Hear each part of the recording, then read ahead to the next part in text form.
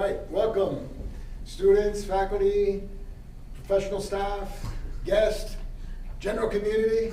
Here we are. Welcome to Dutchess Community College's Hispanic Heritage Month event. Today we're going to have a special talk from Caitlin Fanning, and she's going to talk. She's a PhD candidate at the University of Albany, and she's going to talk to us about Central American Spanish. I don't think I know enough about Central American Spanish, so I'm sure I'm going to learn a lot today. So, without further ado, Caitlin Fanning.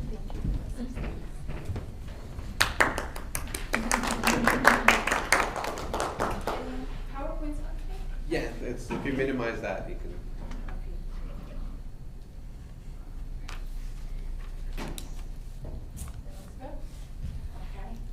Good afternoon, thank you all for being here. My name is Caitlin Fanning, and I'm a doctoral candidate at the University of Albany.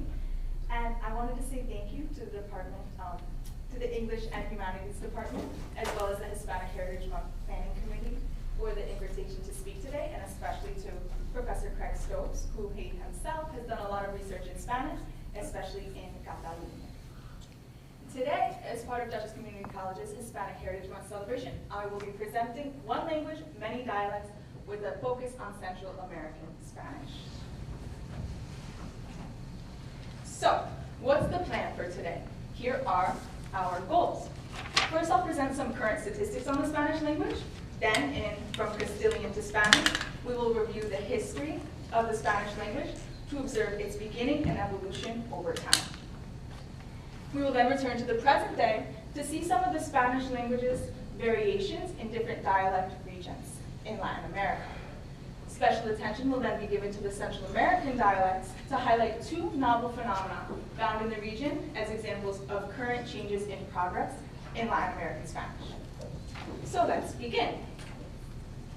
Spanish is one of the most dominant languages in the current global language landscape. It's spoken on 4 continents: North America, South America, Africa, and Europe. As we can see here on this map, we have over in Europe, Spain, I can't indicate very well, but if we look a little down to the left, a little south to the left, but still towards the top of Africa, we have the Canary Islands, where Spanish is also spoken. Even further south in Africa here, we see Equatorial Guinea. And also, if you didn't know, Spanish is spoken in the Philippines as well. Over here, we have South America, the Central American Isthmus, several islands in the Caribbean, Spanish is spoken on. And then when it comes to North America, Spanish is spoken in both Mexico and the United States. In fact, it's Mexico that has the largest Spanish-speaking population in the world, not Spain, with around 120 million speakers, followed by the United States in second place, with around 60 million speakers. So when we're speaking about Spanish in the world, it's right here, where we are in North America. Okay, so Spanish is also the official language of more than 20 countries. And there are more than 480 million native speakers of the language in the world, making Spanish the second most spoken native language, just after Mandarin Chinese, which is the first. There are also around 74 million second language speakers like myself, and maybe many of you as well, sure, which adds to the overall tally of Spanish speakers worldwide. But it's not spoken the same way in Puerto Rico as it is in Argentina or Spain, for example. The language is just as rich and diverse as the populations that speak it. But how did Spanish get to this point? That's what we will be exploring today. So, Spanish comes from Latin. Specifically, it's the result of the evolution of a spoken colloquial dialect of Latin, frequently called Vulgar Latin. That is, the everyday speech of the ancient Roman Empire. This spoken dialect of Latin transformed little by little from one generation of speakers to another in a very long and slow process that took place over more than 1,000 years. In fact, all Romance languages come from Latin. For example, French, Italian, Portuguese, and Romanian. So one language, Latin, gave rise to a series of different languages, as different changes occurred in the different regions of the ancient Roman Empire. These changes that at the beginning were just dialectal differences accumulated over time to produce linguistic varieties that we can now classify as distinct languages. Spanish linguist Juan Ignacio Huarte, in his review of the history of Spanish, states that, while it's a somewhat inaccurate explanation, quote, the Spanish that is spoken today in Mexico, Puerto Rico, Caracas, Buenos Aires, or Madrid comes from Rome. So, the change from Latin to modern Spanish is the result of a long history. And languages do have history because they change over time. They're not fixed, static, or unchanging systems. This is because linguistic change is constant and unstoppable. So, change can occur at any level of the language. For example, at the level of sounds, or words, or even sometimes a language's grammar. The history of Spanish, however, cannot be reduced to a unified narrative, but rather is the result of many often unplanned events. So what is this history? Where do we begin? What happened when the Romans invaded the Iberian Peninsula, bringing Latin with them? Let's paint the scene. In the 3rd century before the Common Era, the Romans invaded the Iberian Peninsula. Before their arrival, indigenous populations, together with their languages, like the Iberians, the Celts, and the Proto-Basques, were already there. Upon the Roman occupation, Vulgar Latin was introduced to the peninsula. These pre-Roman languages then went extinct, as their speakers abandoned their languages for Latin, except for Basque, which is still spoken today in the north of Spain in Basque country. An important question to ask then is, what influence did these pre-Roman languages have on the formation of Spanish? Generally, their influence wasn't very extensive. However, we can note here that when languages come in contact, they change. They influence one another, whether it's in the form of taking on a new sound, new words, and like I said before, even sometimes grammar. So, because languages are complex, changing, and fluid systems, it's hard to say exactly when Spanish went from a spoken dialect of Latin to a language on its own. So the easiest way to track the changes in Spanish is to look at the history of the populations in the region of its origin. We began with the pre-Roman populations and languages indigenous to the peninsula, but what happened when the Roman Empire collapsed? Upon its collapse in the 5th century of the Common Era, 476 to be exact, other powers conquered the region. First, the peninsula was invaded by various Germanic tribes, like the Suebi, the Alans, the Vandals, and most importantly, the Visigoths, who took control of the peninsula until its conquest by the Arabs in 711. The Visigoths brought with them their Germanic language. However, they too abandoned it in favor of Latin, of the Latin dialect spoken on the peninsula. And like the pre-Roman languages, their influence on the formation of Spanish is quite limited.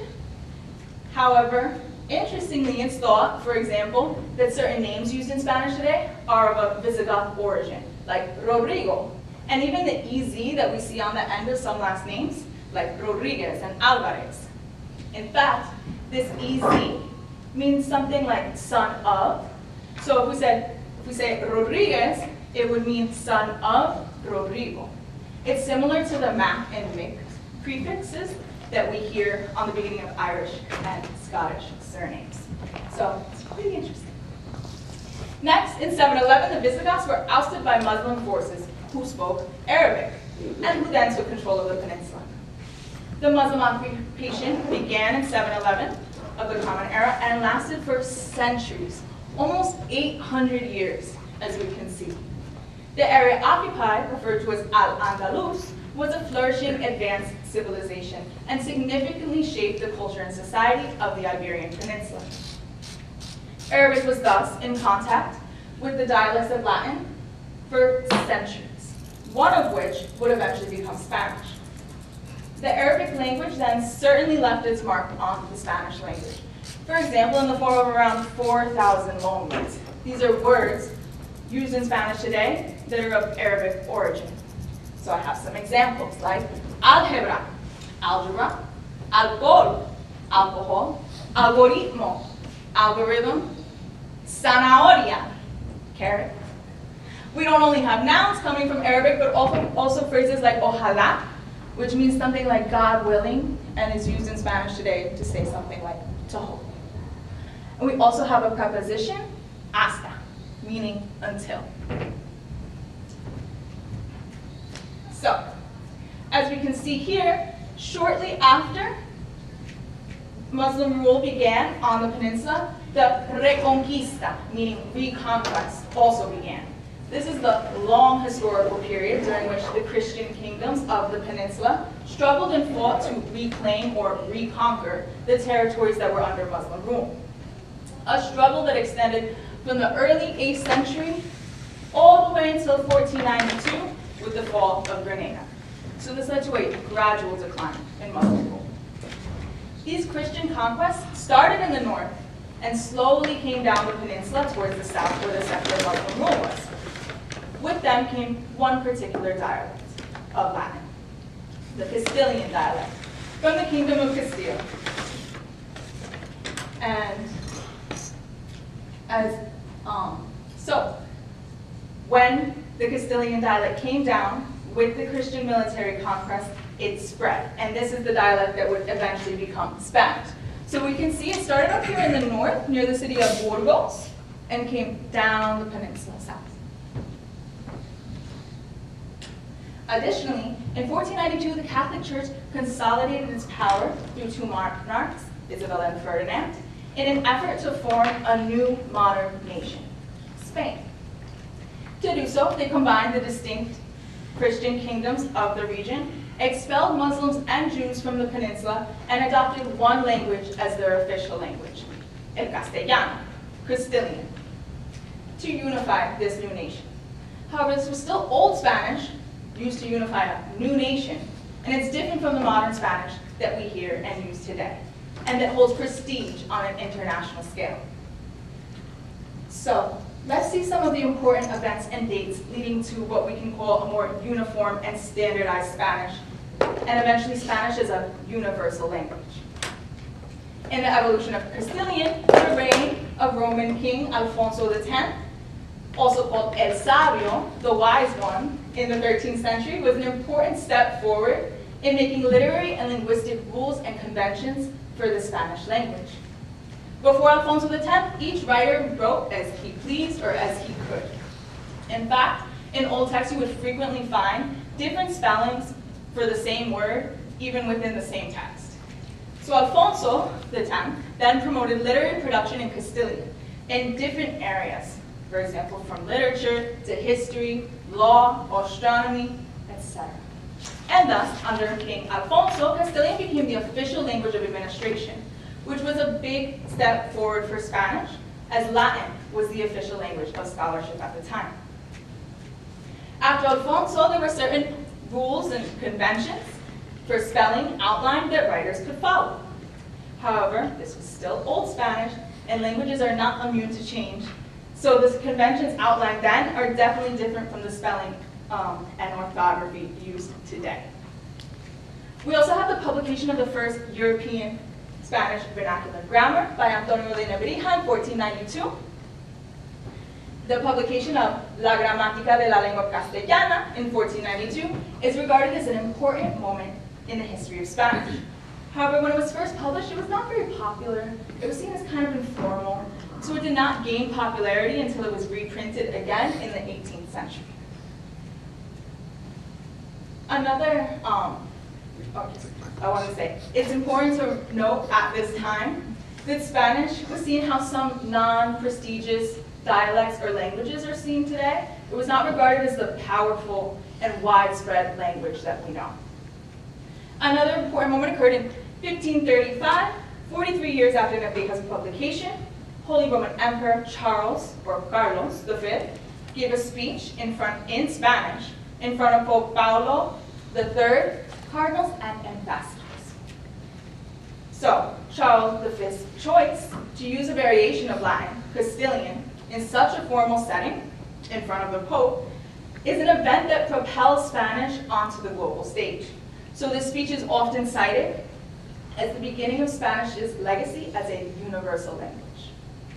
Finally, we have the Real Academia Española, or the Royal Spanish Academy, founded early 18th century in 1713. With its founding came the publication of grammars and dictionaries that helped further create literary and linguistic norms for the language. Today, this cultural and linguistic institution adapts its norms as the language changes naturally over time. And it has academies in all of the Spanish-speaking world, not just in Latin America, but also in Equatorial Guinea and the Philippines. It's a good resource that if you haven't looked into, I encourage you to. So it would be impossible to list every date and important change in the, or event that led to what we now call a standardized modern Spanish that has international reach and prestige. But these are just some of the important events and dates. But the question remains, how did what was once a regional Iberian spoken dialect of Latin become so widespread and diverse? Spanish originated in Spain, but spread around the world primarily because of colonization. In 1492, Christopher Columbus sailed to the Americas, beginning the Spanish conquest of the region that would last for centuries. With the Spanish conquest of the Americas, the language came in contact with thousands of indigenous languages, many which have been lost through the forced adoption of Spanish or are endangered today. So Spanish came to the Americas by way of colonization, and the varieties that developed are the result of contact with indigenous languages, African languages, and other European languages present in the region, like Italian, Portuguese, and English. That's why the Spanish spoken in Spain, although the same language, differs from the Latin American varieties. If we look at this map here, we can see some of the principal indigenous languages that have influenced the formation of the Latin American varieties. So we have up top, Nahuatl, Quechua, Aymara, and Guarani, for example.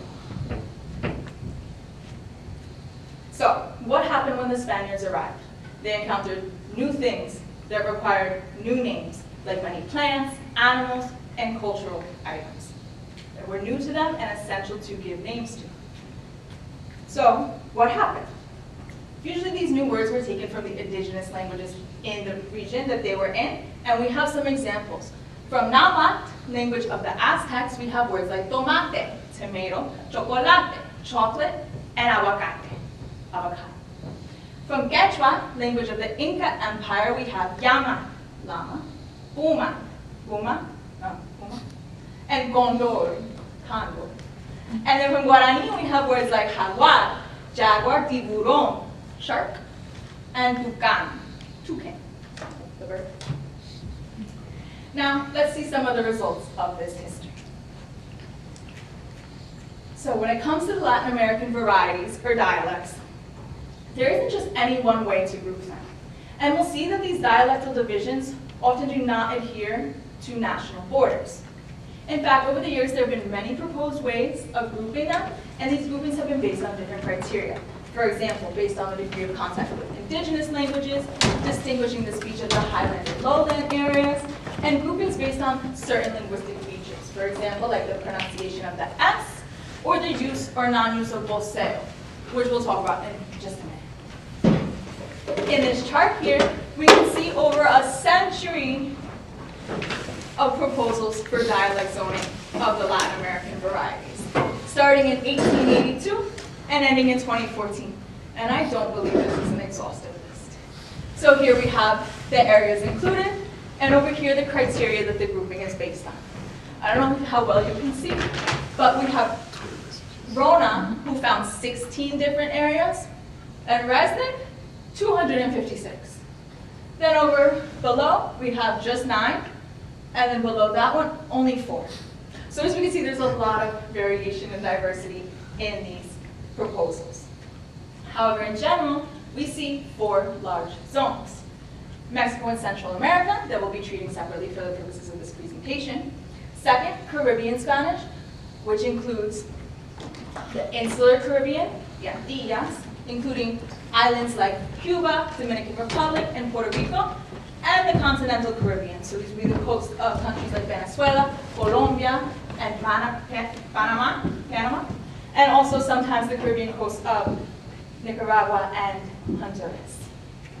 We also have the Andean region, which includes a lot. We have Ecuador, Peru, Bolivia, the west of Venezuela, the interior and south of Colombia, the north of Chile, and the northwest of Argentina.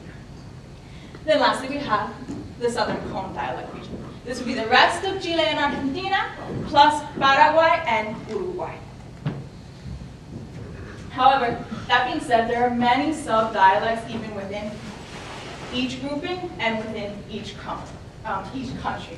As we can already see, part of Colombia is considered to be part of the Caribbean dialect, and other parts of Colombia to be part of the Andean dialect. So, like I said, these groupings are not always clear-cut.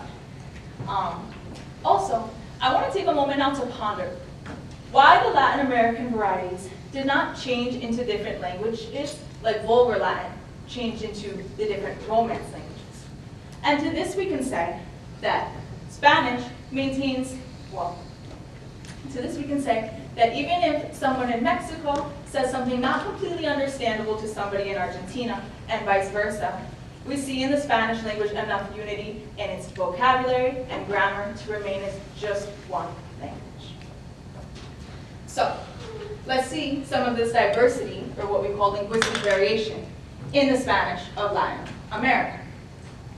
Let's begin.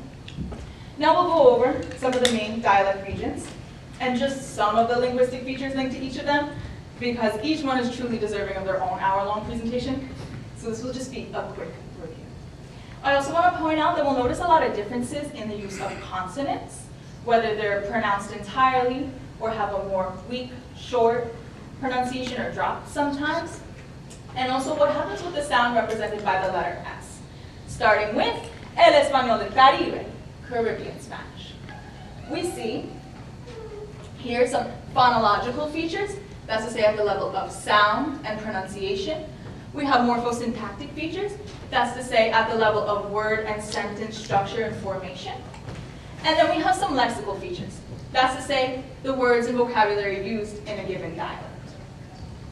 So beginning with the phonological features, at the level of sound, we see in the Caribbean dialects frequently the weakening of S in certain positions within the word, mainly end of syllable or end of word. So for example, what would happen to this S in these positions? It could be weakened, where it's pronounced almost like a soft H, aspirated, or it could be dropped entirely, where it's not really pronounced at all. So if we look at the example, mesas, tables, that final S could be softened to mesa, or just not pronounced at all, mesa. Yeah. We also see consonant weakening at the end of a word, and also this D in between two vowels, like we see here in dedo, is often dropped. So, dedo, finger, would sound more like dedo, dedo. Also, we see the R sometimes pronounced as an L. So, verdad, I'm exaggerating a little, verdad, truth, would sound more like verdad, verdad. And also that final D could also be dropped, where it would sound like verdad, verdad, verdad, verdad. At the morphosyntactic level, we see the prevalence of what's called tuteo. So when referring to another person in the second person, you, in Latin American Spanish, we have three options. The tú, you form, the usted, you form, but to refer to you more distant and formally, and also vos, also meaning you. Caribbean Spanish, above all, employs the tú, you form, again known as tuteo. We also see a change in the word order in questions. Prototypically in Spanish, the subject pronoun goes after the verb in questions. So, ¿qué quieres tú? What want you? But in Caribbean Spanish, it's more common to put the pronoun before the verb, following the word order we're used to in English. So, ¿qué tú quieres? ¿Qué tú quieres? ¿Qué quieres tú? ¿Qué tú quieres? At the lexical level, we see words like llame, meaning yam, and it's believed that this word is an Africanismo, coming from African languages, which were important in the context of the Caribbean dialects, where slavery was prevalent. On the other hand, we have bejuco, creeping plant, which in other varieties of Spanish would be called a planta trepadora, and it's thought that this word is an indigenismo, coming from indigenous languages. Up next, we have el español de Mexico, Mexican Spanish. In contrast to Caribbean Spanish, we have the maintenance of the S. So it's not typically dropped or aspirated, but rather pronounced entirely. Also, the consonants are not typically weakened, like in Caribbean Spanish, but rather have a strong and tense pronunciation. Interestingly, we have the TL consonant cluster in the same syllable, where Spanish typically separates these two. If we look at the example, atlas, atlas, is how it's typically, but in Mexican Spanish, you can hear atlas, atlas. And this comes from the influence of Nahuatl, that in its name has that final TL. We also have the common use of tuteo, while there is, however, some voceo as you get closer to the south, near the, and voceo again is the use of the vos pronoun to refer to you. But closer to the south in Mexico, you'll hear a little bit of this, where it borders with Guatemala, which is a Central American country, and as we'll hear later, the use of voceo is prevalent in Central America. Another feature common in Mexican Spanish is the use of mande. So you would use this, for example, when somebody asks you a question, you didn't quite hear them, you would say, what was that? Or in other varieties of Spanish, ¿qué? ¿Cómo fue? ¿Perdón? In Mexican Spanish, to say ¿qué? What? Would seem kind of rude. So we say mande, coming from the verb mandar, meaning to command or to order. So it sounds really respectful, nice to me. Lastly, in most varieties of Spanish, to refer to the noun pool, like a swimming pool, we would say piscina. But Mexican Spanish uses alberca. Alberca comes from Arabic and means a small body of water. And this used to be used more frequently in Old Spanish, but is still the preferred form in Mexico today. Also, to say good instead of bueno, los mexicanos can say padre. What does padre mean? Father. Father. So it's an interesting use. So instead of saying, for example, que bueno, meaning like how nice, how great, how good, they could say que padre, which I think is pretty neat. Next up, we have el español andino, Andean Spanish. And we see this large dialect region here on this map, but it also includes the north regions of Chile and Argentina, not depicted on this map. So what do we have in the large Andean region? Typically the maintenance of consonants, including the S. Also heard in the region is a bilabial pronunciation of F. So F is typically a labiodental sound, where your top teeth touch your bottom lip, like so labiodental. Your teeth touch your labios, your lips.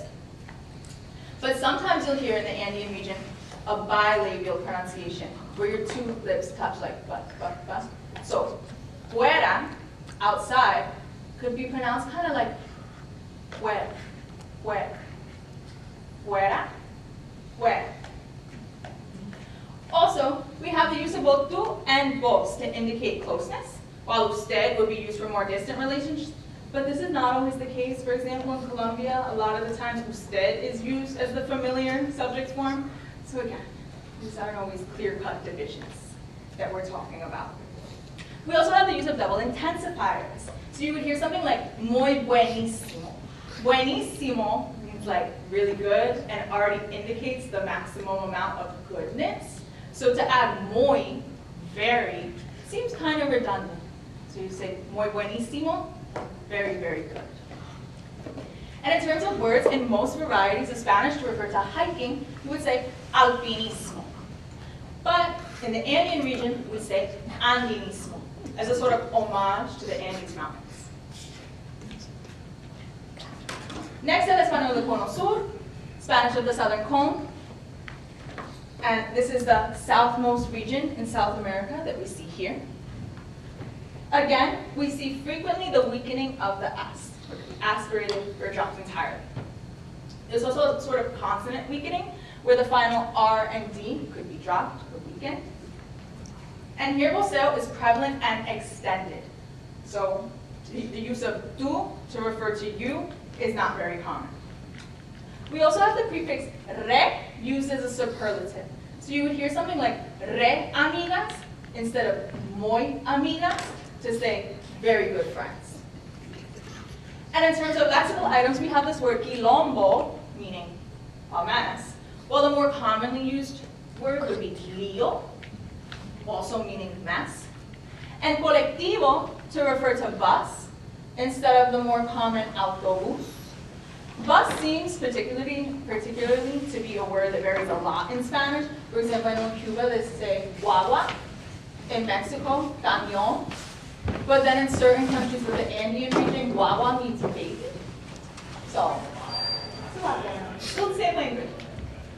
Okay, with that, we arrive at Central America. Here we see the Central American Isthmus that connects South America to North America, and there are 7 countries. We have Belize, Guatemala, El Salvador, Honduras, Nicaragua, Costa Rica, and Panama.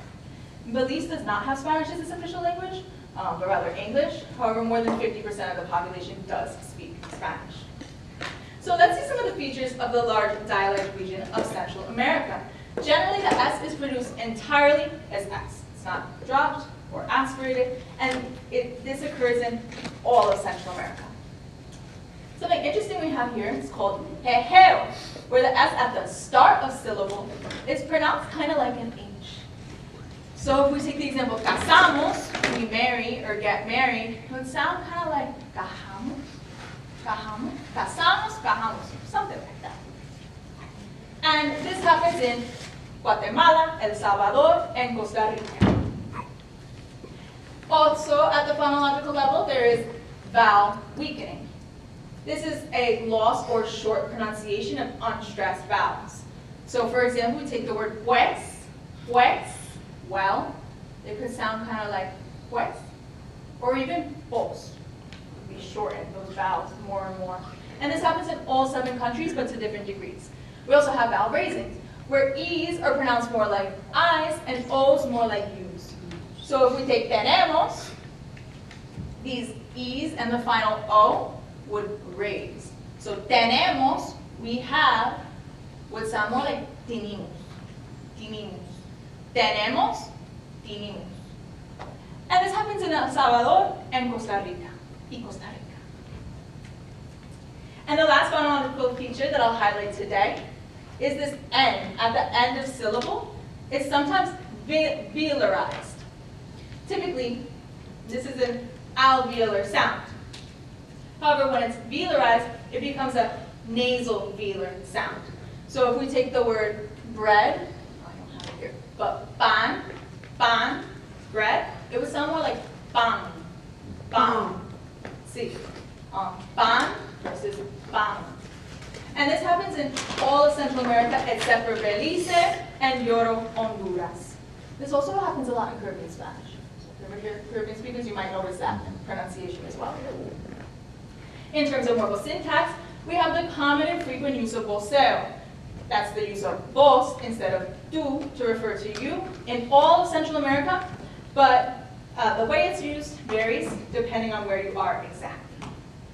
Also, there's sometimes a change in the final O of third-person plural commands after a pronoun. So what do I mean? We have, for example, a third-person plural command with a pronoun. Siéntense, siéntense, sit down, all of you. Where that N can switch position, so it would sound more like siéntense or siéntese. And this happens in Costa Rica and Honduras.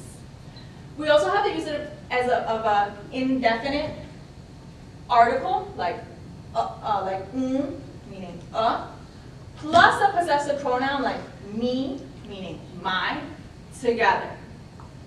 So we would hear something like un mi amigo, meaning my friend, but literally together like this, it's a my friend.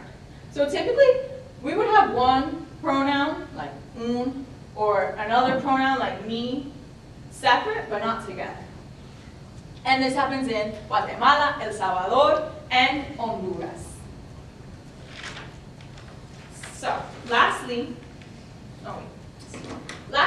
the preposition hasta, which we saw before, comes from Arabic and means until, is used sometimes to indicate the start of an action, similar to a partir de, meaning starting at. So if we look at this example, la tienda abre hasta las 9 de la mañana. This would mean, in some parts of Central America, the store opens at or starting at 9 in the morning. But if I read this or heard this, I would most likely interpret it as the store is open until 9 in the morning, indicating the end of it being open. And this happens in Belize, Guatemala, and Costa Rica.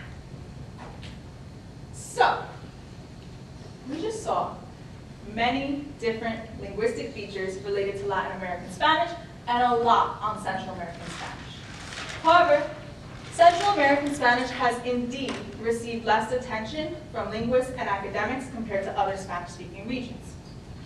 Which brings us to my dissertation research titled Emerging Transitive Verbs in Central American Spanish, andar and ocupar, as verbs of possession and necessity, which aims to shed more light on the region and fill gaps present in the existing literature. Its focus are two novel morphosyntactic phenomena attested to in the region. Specifically, the verb andar, originally meaning to walk, when used to express the idea of possession, similar to the Spanish verb tener, to have. So we go from to walk to the meaning of to have. Also the verb ocupar, originally meaning to fill a space, when used to express the idea of necessity or need, similar to the Spanish verb necesitar, to need. So again, here we go from the idea of filling a space to needing something. To better understand what we're talking about, let's look at some examples, starting with andar. So originally, andar is a verb of motion, meaning to walk or to go. And it's an intransitive verb, meaning that its meaning is complete on its own. It doesn't need to take a complement like a noun to complete its meaning. So we can see, for example, its use in 1, yo andaba a mi casa. I was walking to my house. Or in 2, mañana él anda en bicicleta a la uni. Tomorrow he is going by bike to school. However, I'm more interested in what's been called transitive andar. This is an innovative use of the verb in which andar acts as a verb of possession, meaning to carry or to have, and then acts as a transitive verb, meaning that it takes nominal complements. For example, yo ando dinero, meaning I have money. In this case, money, this noun, that's my nominal complement. I have something.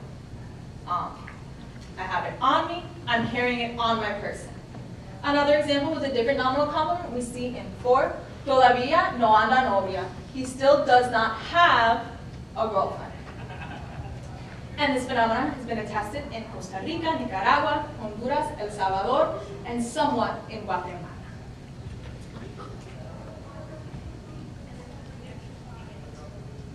So, then we have ocupar, originally a verb related to spatial occupancy and meaning to fill a space. It's already a transitive verb that takes complements because you have to fill something or else the meaning is incomplete. So let's see an example of this use, the original use in 1. El sofá ocupa el cuarto entero. The sofa fills up the entire room. However, again, I'm more interested in what we can call deontic ocupar. This is an innovative use of the verb pertaining to the deontic mood or modality, and it's sometimes used as a deontic modal verb, which are verbs used to express things like obligation, necessity, and possibility. And here it is indeed being used to express necessity. So let's see some examples. Yo ocupo dinero, meaning I need money. Or todavía ocupa novia, meaning he still needs a girlfriend. And in 4, we see it's used with a verbal phrase. Ocupo que me ayudes. I need you to help me. This novel use has been attested in certain states of Mexico and in some Central American countries. However, to date, there are no studies on this phenomenon in Central America. So, what are the objectives and goals of this research? Its first aim is to help fill the gaps in the existing literature as Central American Spanish is understudied compared to other regions, and to determine how the use of these verbs evolved over time. For andar, how did we go from a movement meaning to a possession meaning? And for ocupar, how did we go from a spatial meaning to the idea of necessity or needing something? So I'm interested in describing the different steps involved in the evolution of these uses, how it started, the intermediate steps, and the novel uses that we just saw. Also, I want to ascertain how speakers from all over the Spanish-speaking world evaluate these novel uses. Do they think they sound good, bad? Do they accept them or reject them? That I want to know. And ultimately, I want to propose what we can call pathways of grammaticalization for these verbs to reconstruct their evolution over time. And also to determine their diffusion through space. That's to say, where they're occurring and where they're headed to. So how do I plan to fulfill all of these objectives and hopes I have for this research? Well, the methodology is being carried out in various parts, in multiple parts, that we'll go over briefly here. First, corpus analyses will be carried out using a corpus de español, web dialects, to observe all examples of andar and ocupar coming from Central America. The corpus contains billions of examples of real use of the language, so it's a big digital body of data. Yes? And I want to analyze all uses of these verbs found in the corpus, the original, the intermediate, and the novel, so that I can try and reconstruct how these new uses came about. I haven't spoken much on the intermediate uses, but there's other widely accepted uses apart from the originals that we saw, which could be considered as kind of bridges for these novel uses to arise. So that's why I wanted to all examples of andar and ocupar. So with this data, I hope to reconstruct the evolution of these verbs over time and propose what are called pathways of grammaticalization. The corpus analysis will thus fulfill the first objective of this research, that is to determine how these verbs have evolved. To support this, I'm also interested in how speakers judge these novel uses, and if they find them acceptable or not. So I'll distribute an online acceptability task to native speakers in which they have to evaluate all the different uses of andar and ocupar. And if the results from this task align with the results from the corpus analysis, then we'll have a better understanding of where these uses are occurring, where they started, and where they're spreading to. Lastly, I hope to conduct fieldwork in one of the Central American countries that this phenomenon occurred in, to add more weight to the data and also to bridge the gap between theory and real language use. So, I did a pilot study with some colleagues on the verb andar, in which we administered an online acceptability task on Qualtrics, and I wanted to show you an example of what this looks like. So we created linguistic context for the use of andar. Like we see this little dialogue here between Julia and Lucia. That's our linguistic context. And they had to rate or evaluate the use of andar compared to other verbs that are already widely accepted in that same context. Verbs like llevar and tener. So we have a scale here, and they had to say for each one of these verbs if it sounded really good in the context given, or if it sounded very strange in the context given. So here I have some results, just some of the results from this study.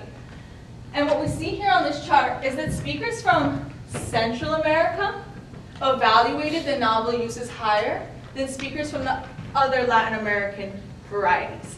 The novel uses are represented by these three bars on the right. And we see that they're higher in Central America than in Latin America. Lower down. These results reflect results found in previous studies and thus seem to attest to the effectiveness of this task.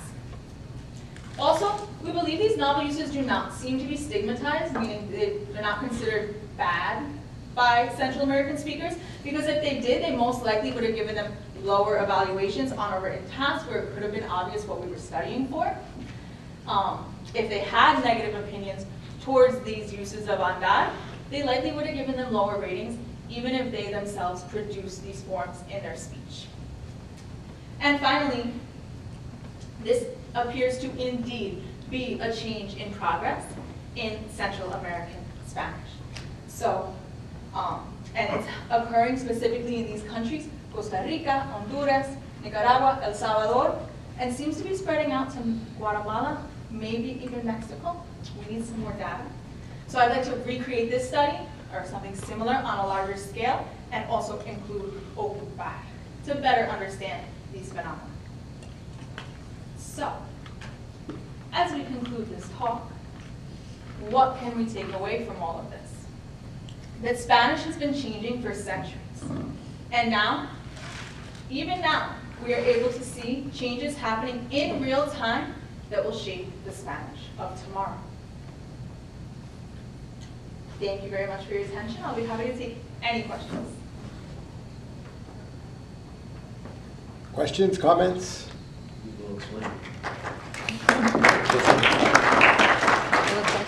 Yes, I have some questions. What language did the Visigoths speak? I know it's Germanic based. I don't know if it's called Visigoth or something that simple. Visigoth. Visigoth. It's Northern Europe, Okay. so some kind of Germanic language. I know it's Germanic. I don't know if it's something as simple as Visigoth, but I can look for you to see if this is Yeah, let's look it up. Yeah. Let's see. Yeah. There are 3 questions. I don't have internet. Yo no tengo internet. Ah, no te preocupes, se lo voy a buscar yo. Va a buscar. Ella va a buscar. Your second There's question? What language did the Visigoths speak? What language did the Visigoths speak? Well, It's Yeah, Germanic. I just don't know if it's an extinct East Germanic language, so it's not even spoken anymore. It went extinct, except for Basque. Basque is still spoken, but so I don't know if there's a name that we have documented. We know it's Germanic based. We know Yeah. that's its How would you area. describe the Mozarabic language? Mozarabic? Mozarabic? Okay, I didn't speak too much about that. That's really interesting. That I understand is the Castilian spoken by Roman. Sorry, let me get this straight. Mozarabic is Latin spoken by Christians in the Muslim-ruled territories of the Iberian Peninsula. But I understand it's mainly Castilian grammar, so Latin-based grammar, with a lot of loan words coming in from Arabic. So it's kind of like a bilingual language that's taking the grammar from Latin and the words, vocabulary from Arabic. Which is really cool. I'm glad you brought that up. I didn't talk about Mozarabic too much. How do I comprehend dialects? Dialects? Yeah. How do I define dialects? How do I comprehend the dialects? How do you comprehend them? Like when you hear them? Yes. You want to be able to identify when you hear different speech? Yeah. I would say you have to study some of the features. Particularly accents will help you studying the pronunciation, but then you got to know your phonetics and phonology. Also learning the words that are used in a particular dialect, because then if you hear it, that might give you a cue on, oh, I think this speaker is from here. I'll say years ago, earlier in my second language learning of Spanish, I was waitressing and I heard this table speaking, and they sounded like they were speaking in Italian, and I asked them, I was like, are you speaking Italian? And they were like, no, this is Spanish. And I was so embarrassed because I felt like I should have known that, but they were Argentinian, where there's a heavy influence of Italian in Argentina, so it sounds very similar. So I would say study some of the features, some of the words that are linked to each dialect, and then go out, and as you're listening to Spanish, do a little game with yourself. Oh, I think they're from here, I think they're from there. That could work. If that's what you're looking for, how to identify dialects. Those are some tips. So you said that llama was an animal in one of the dialects. Which word? Which word? Llama. You said llama was like a, Llama, like a llama? yes. Yes, were you going to say it's So also I something was else? going to say something else. In that form of dialect, then how do they say call yourself name? Because it also means call yourself name. So llama, I see what you're getting at, and I love that. Llama is llama, pretty much everywhere for the most part. There might be another word that's used also to refer to llama, but llama is llama. But you're right, it's also the third person singular form of the verb llamar, to call. So that person, what's their name? Oh, se llama Eduardo. He's called Eduardo. So you're right. Llama, llama, to call in the third person singular, present indicative, llama. But then also, isn't llama a flame as well? Remember speaking. It depends on context. It's So also a what? A flame. it also means a flame, Fire. like la llama, the flame, like a The flame. fire. Yeah. So, yes. How do we distinguish? If llama refers to 3 different things in Spanish, how do we know which meaning is being employed? The context given. Hopefully, whoever you're speaking with, you'll be able to make that inference, make that assumption about which llama they're referring to. Okay. Yes. And my other question is, for that sentence about school, to la uni. Which but sentence? The sentence in the thing with the bicycle. Oh, sí. Mañana andan en bicicleta a la uni. Sí. Yes. But it says bike to school. Sí. But school is escuela. See, so if you wanna, the translation, I agree, it's not precise, but now don't get me talking about translation theory. Yes, you're right. If it said, so technically in my translation, it could say he is going by bike to the university. Uh-huh. So that's good that you're picking up on little details of language use. But I just gave the general idea. He's going to school Conjunctive. on his bike. See?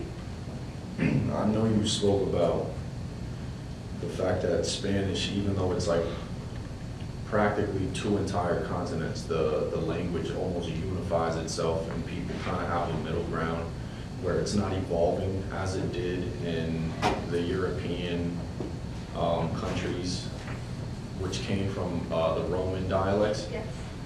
When I was working at the children's home of Poughkeepsie a few years ago, there was kids from Guatemala that were coming over that didn't even speak Spanish.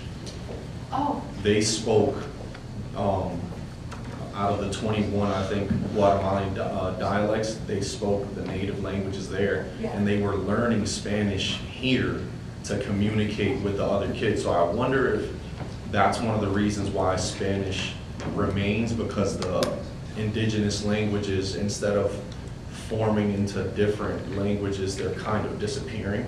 I think that's a good point that you're raising, that Spanish could kind of be used, for example, in Latin America, where there is a lot of bilingualism or even monolingual speakers of the indigenous languages in the region. Spanish, to learn it, like say I speak an indigenous language and then someone over here speaks a different one. How are we going to communicate? Maybe through Spanish as like our neutral, we both use kind of thing. So maybe that is helping to promote the maintenance of Spanish. But I'm happy. Over time, people probably forget their own language because they're learning Spanish. That happens a lot, yes. It's happening currently, it happened in the past. We've lost a lot of the indigenous languages, a lot of them on their way out, unfortunately. And people do want to, learn Spanish because if they're monolinguals in an indigenous language and they're living in like a more rural area, but then, hey, I want to go to the city and make money. When I go to the city and make money, I'm going to need to learn Spanish. So you'll hear that. You say where you worked at, you would hear a lot of kids come? Yeah, almost every kid in the program that was coming from Central America was usually from Guatemala. And there would be, let's say, 10 of the kids that wouldn't speak Spanish at all, and they would talk to other kids that spoke the indigenous language but also were fluent in Spanish to help them translate. And then over time, they would start learning Spanish. And you give it time, 10 years, they might forget their own language and start talking just only Spanish. or English and Spanish, Yeah. and then eventually just forget. So that makes sense on why the language is maintaining, because like we said, they're meeting in the middle to be able to communicate with a bigger amount of people, I guess. I would say, as a language instructor, I might be preferential, but being bilingual, multilingual is definitely advantageous in our globalized world. There's a lot of movement, we're coming in contact with different people that speak different languages, so knowing one language, good, knowing 2, 3 more, that's even better. So. More questions? Más preguntas? About the linguistic aspect. Yes. So the verb andar actually it does make sense because you could say ando con dinero, so you're working with money on you, so it makes much sense. Or no anda con novia, so if you put a preposition there, it makes perfect sense also. So, but also ocupar, because if you're asking me to do a task and I say me ocupa tiempo, but it means that, you know, I'm going to need time to do what you're asking me to do, and that's my time and that it's taken. I'm happy you mentioned that, both of those, for andar and ocupar, because andar con dinero, andar con novia, we have the preposition con. We do believe that in, like, as we're reconstructing the different phases that led to this new use arising, we think that was one of the phases. And then in Central American dialects specifically, it might have been variable where sometimes it was used, sometimes it was not, and now so frequently it was used and people understood it means, okay, I have money on me, the preposition was eventually dropped. And that's why we did include that use in the task, and that's one of the widely accepted uses all over, like everybody said, yes, this sounds good. But when we dropped the preposition and said, anda, dinero, only Central American speakers liked it without the preposition. And then with ocupar, when, like you said, to you, like, I have a specific example. The use of ocupar seems to be, I'm forgetting exactly the bridging context, but I think that was one of the bridging contexts where it could have been, I'm forgetting exactly how it was, but the use meaning, and there was another meaning with ocupar, and it seems like, again, different interpretations were being made, and eventually it led to The need, yeah.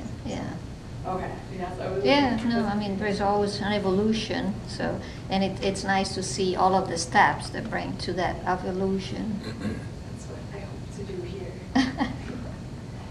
I'm going to go into linguistic geek mode. Yes. The deontic ocupar you were talking about. I focused on that because I did write a paper on Catalan deontic models. Yeah, periphrastic constructions. And they're always in evolution, because when you go to Spanish, and in my Spanish 101s, there's some Spanish 101s in here, we just started with tener que, say you have to do something, and I mentioned how there are different ways, different levels of obligation in Spanish, because we use necesitar, which is basically what ocupar has taken the place of in this case. And over time that happens because tener que that we use today in Spanish, which is the standard, in other moments in time was tener de, tener a, there were other, and it was actually, before that it was using haber, and using haber de, which is very used still in Spain, to say I need to do something. You say he de estudiar, instead of tengo que estudiar. And in Catalan, that's the standard, if you, in quotes, the standard deontic is the, for obligation is use haber and de. And if you, in Catalan, you use tenir, then you're, you know, they smack you on the head with a ruler or whatever, but people say it anyhow. People are using it, right? So I see this as, you know, this is an evolution. Will it be accepted outside of the 7 countries you're talking about? We'll see. We'll find out. Of course, we'll all be dead by then. Thank you. I might have to use that or close the reference. Thank you.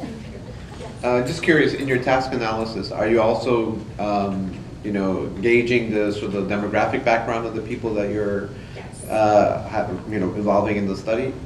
And did you find any variation so far in any of that? I would pull up the results of the sociolinguistic analysis. And yes, we did include a background questionnaire to collect that information to see, you know, if certain speakers, if males enjoy or evaluated this use higher than females, for example.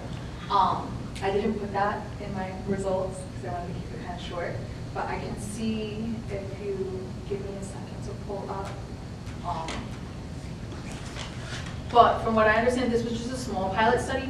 From what I remember right now is that it wasn't as balanced as always happens sometimes. The demographics as we like. So even then, I think that's why they're not coming to my head right away, the results on this, because I don't think they were super indicative of what's going on actually anyways at the moment. That's why when I recreate this study and include ocupar, I definitely want to get a balanced participant population. Because I know we had a lot more men than women in the survey. Yeah. So I don't think the results yielded anything significant, but I'm going to take a look to see if there's anything I can see if there's anything. Yeah, and maybe, of course, looking at the socio-demographic background differences, you know, social class status, you know, levels of education. That might also help explain some of the causes, right? Or help explain why or these patterns of evolution are happening. Definitely we want to know who's using this, who likes it, to help understand where it came from, where it started. Just also add another question about when you're looking at the digital database of usage that you I forget what the term was for. Yeah, am I at corpus de español? Yeah, the corpus. Yeah. Does it also document when usage was like the first documented cases of usage of let's say the novel usages of andar or ocupar? I believe it comes with date information, so I should be able to track that. Track, okay. At least the first use that was put into this corpus, Right. or that is contained in this corpus. Yeah. So that I mean, it's just so curious to me. It's just like what was when you can identify the first documented cases, and then think about what was happening in these countries and at the time. You know, that perhaps could lead to some clues as to possible reasons for why that novel usage emerges at that time. Thank you. I'm also always interested in the larger socio-political, historical context of the moment. So I'll definitely keep that in mind. I analyze all this data. Yeah. The part that you mentioned, the real academia Espanol, like if I just look that up online, I find that. Where is that exactly? And what is that exactly? Too? The RAI, Real Academia Española, really now, really if I do a quick look, RAI Diccionario, maybe I look up, I always type in RAE. It's just RAE.es, I think. Yes, RAE.es. RAE.es, I think. RAE.es would be the web page. It's a dictionary in Spanish. Sometimes they have cool information. I know there's like a lot on the main homepage. I mainly use it as a dictionary, and it shows you different uses. And there should be one for the different countries. So like, I usually reference Spain, even though we're in the Americas. But say you wanted to know more about certain words, how they're used in Mexico, you could look up the Mexican version of the RAI and maybe find specific information on lexical items or words that they use. I know sometimes they also have forums where they discuss certain uses. Like they have a forum where they're discussing the use of ocupar and if it's okay or not. And they're like, it happens. We don't love it, but it's happening and we acknowledge that. So. Does it also like show the use of tener? It should have information on all the verbs. Maybe there's a little forum on tener or tener to express obligation. Oh, definitely. It would definitely have that. Right. And then also, sorry, like if I wanted to like, is there a way to search something like in there, or do I have to like go through like a whole entire like table of contacts? Like, I think it should be pretty straightforward. I'm trying to think, if you just do a quick Google search of what you want and then RAI, I'd like to think that they'll give you what you need. I'm more familiar with the dictionary, but I know they have these forums where they have interesting discussions of language use. So if you're looking for something specific on tener, I would do a quick Google search, type in RAI, or foro. Foro would be the word for forum, F-O-R-O. One of their dictionaries that they have is the Diccionario Panhispánico de Dudas, Yes. which is, it's the one, if you're really into a doubt, you have a doubt about how to use something, and it's Panhispánico, so it was consulted by all the different academies in all the different countries. So it's just not from Spain telling you how everybody should speak. So that one's a good one to check out too. I'm old enough to have the hard copy, but now it's online. I'm sorry, like I came in late, but as like language is changing and certain words are like changing, like you see now like certain words like ojalá were like taken from the Muslim world. Is there currently any word that's in the process of being changed or converted to something that you know? I'd say definitely yes. I don't have the all-knowing knowledge to know exactly what speakers are doing in this moment. We would know maybe in a few years, like, oh, this is new, this came up. But I think we're in the U.S. language, the contact between English and Spanish here in the U.S., there's a lot. We give both ways too. Not only is Spanish taking words from English, but we also take some words from Spanish as well. I know when it comes to like new words coming into the Spanish language, I think of English and technology terms. Like I had a colleague that was like, look at all these new English words that are coming into Spanish from English. And when a language borrows words from another language, like Spanish taking an English word, it usually adapts the word to whatever best suits the language. So like the way it's pronounced will change a little. Maybe the way it's spelled changes a little, so it adapts to the receiving language. The newest words, I don't know, like I said, I don't know exactly what's going on. We'll have to know in 5-10 years or something. But I think of immediately some of the newest words coming into Spanish come from English and have to do with technology. So I hope that kind of helps. Yeah. Okay, I'm not gonna say the word because I'm gonna say it completely wrong, but I'm just gonna spell it. So it's O-J-A-L-A. Ojalá. Yeah, what is Yes. it again? Ojalá comes from Arabic, and it means God willing or something. Allah, and it's an interesting one in Spanish because it kind of functions like a verb, but it doesn't change. You don't usually conjugate a verb; it has different forms. So ojalá is always ojalá, and you say ojalá que something happens. I hope that something happens. Ojalá que tengas un buen día. I hope that you have a good day, something like that. So ojalá comes from Arabic, meaning God willing, and in Spanish is used today to mean to hope, to desire, to hope. Have a good one. It was nice seeing you. Thank you for coming. If you have more questions, you can send me an email. I'll gladly get back to you. Any other questions? I wanted to make a comment, which was less linguistic, because I was watching TV the other day and I keep seeing this commercial, and the line in the commercial is, the Colonel lived so we can chicken. And the verb to chicken exists because we chicken out. But without the preposition out, we've never used, I don't remember ever using the verb to chicken. So that happens. That's what we're talking about. What is the verb to chicken? The verb to chicken means to, What's the word? it means to want to eat chicken, I guess. So it's like KFC. No, but what That's is the verb to chicken? To chicken, eh? That's the verb. That's the verb. Oh, no, but what is it in Spanish? Oh, there's no Spanish verb. Oh, okay. Just- Talking back to the adaptation of words, I was thinking of like what we kind of use like Spanglish, like certain words like instead of saying revisar, chequear, instead of saying like presionar and chat, which is not like proper, let me say it like that, but I have heard even my parents say that. So I was like, in like your opinion, would you say those words that I would assume majorly exist in the United States, do you think they would ever transfer over to Latin America? I would say yes, sometimes, because even though a lot of people are critical of the mixing of Spanish, English, Spanglish, really controversial, English still does hold a lot of prestige. So for example, like when it comes to commercials, if we have, no, sorry, maybe that's too much. But I would say, yeah, sometimes they will be accepted. Like I know in Dominican Spanish, to say like llamar para atrás, is to call you back.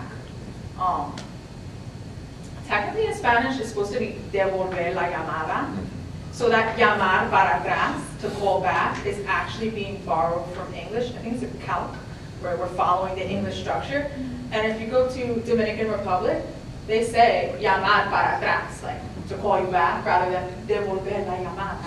And speaking with Dominican speakers, I was like, you know that comes from English? And they were like, no, I had no idea. So yes, I do think, despite people being super critical of the mixing and English contaminating Spanish, it does. That's the one example I could think of, though. I'm sure there's others.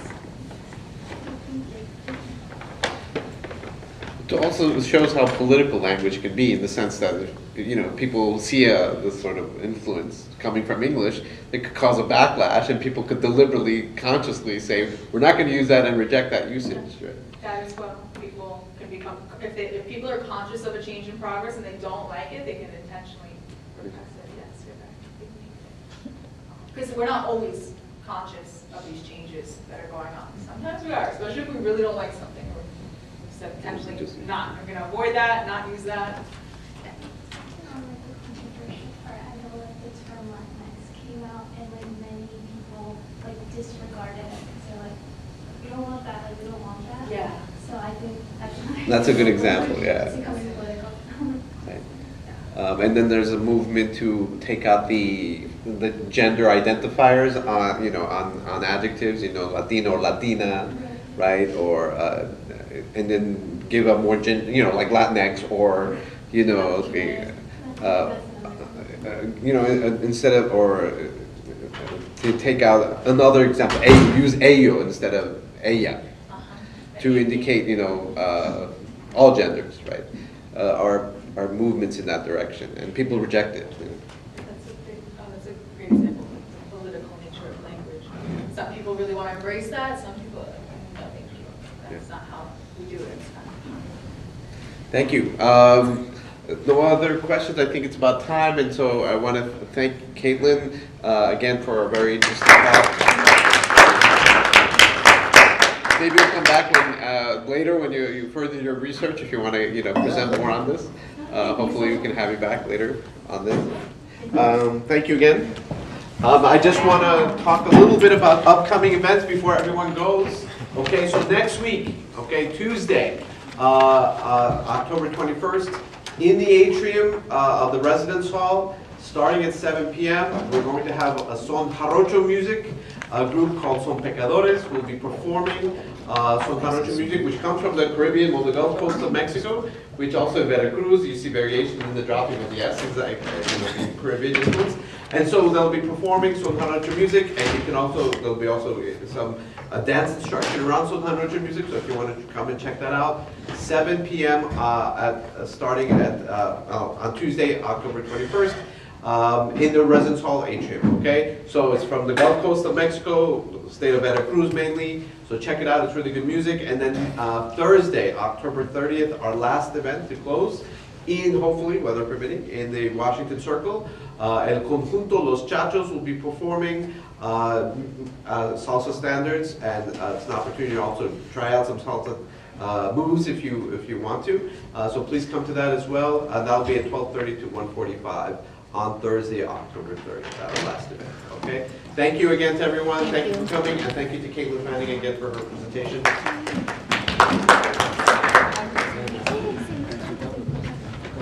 What, Sister Stu? You have my name. Yes, I do. I have your name. Yes, I do. Okay. I have all your names.